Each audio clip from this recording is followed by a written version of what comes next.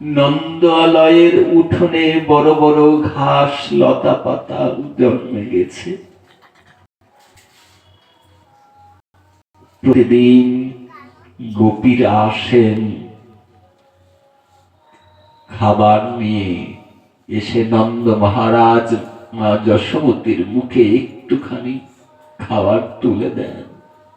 ওইটুকু খেয়েই তাদের দিন কাটছে হা কৃষ্ণ হা কৃষ্ণ হা কৃষ্ণ বলে।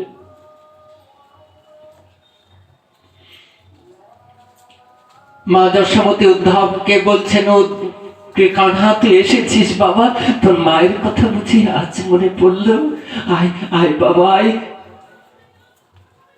উদ্ধবজি বলছেন, আমি তো আপনার কৃষ্ণ নই গো মা, আমি উদ্ধব, আমার তোমার কৃষ্ণের আমি রাজ পণ্ডিত, আমি সখা বন্ধু।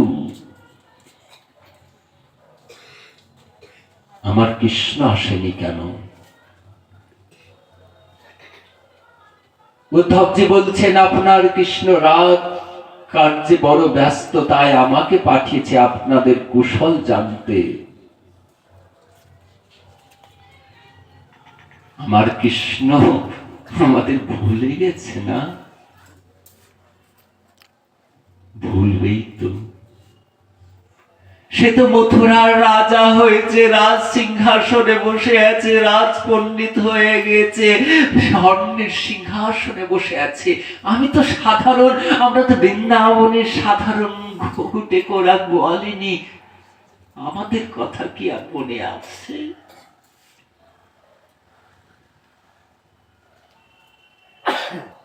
আমার কৃষ্ণ বুঝি আমার কথা বলে না উদ্ধব? তার মাকে বুঝি মা বলে আর ডাকে না? আমার কৃষ্ণ বুঝি আর ননি খেত খাই না? উদ্ধবজি বলছেন, আপনার কৃষ্ণ সত্যিই ননি খায় না। মা দেবকী কৃষ্ণের জন্য ননি তৈরি করে গিয়ে যখন কৃষ্ণকে দিয়েছেন, বলছেন কৃষ্ণ খা বাবা, ননি খা। কৃষ্ণ বলেছেন মা দেবকীকে, এই ননি আমার কাছ থেকে নিয়ে চলে যাও। যেদিন থেকে আপনার কৃষ্ণ বৃন্দাবন ছেড়ে চলে গেছেন মথুরায়, মথুরায় গিয়ে কোনো দুগ্ধ জাতীয় খাবার তিনি মুখে তোলেননি। আমার কৃষ্ণ বুঝি তার মাকে ডাকে না? আপনার কৃষ্ণ প্রতিদিনই শুয়ে থাকে, আমি পাশে থাকি, কৃষ্ণ হঠাৎ করে চিৎকার করে ওঠে, মা মা মা বলে ডাকে। হঠাৎ ঘুম ভেঙে দেখি কৃষ্ণ মা মা বলে ডাকছে। আমার কৃষ্ণ আমাকে এখনো মা বলে ডাকে উদ্ধব। হ্যাঁ, আপনার কৃষ্ণ আজও যেন রাত্রিবেলায় মা মা বলে চিৎকার করে কাঁদে।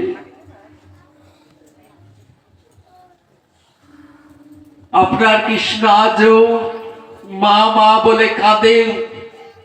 মা যশোমতী বলছেন যে আমার কৃষ্ণ যখন আমার জন্য যে কাঁদে, তো সে আসছে না কেন আমার কাছে?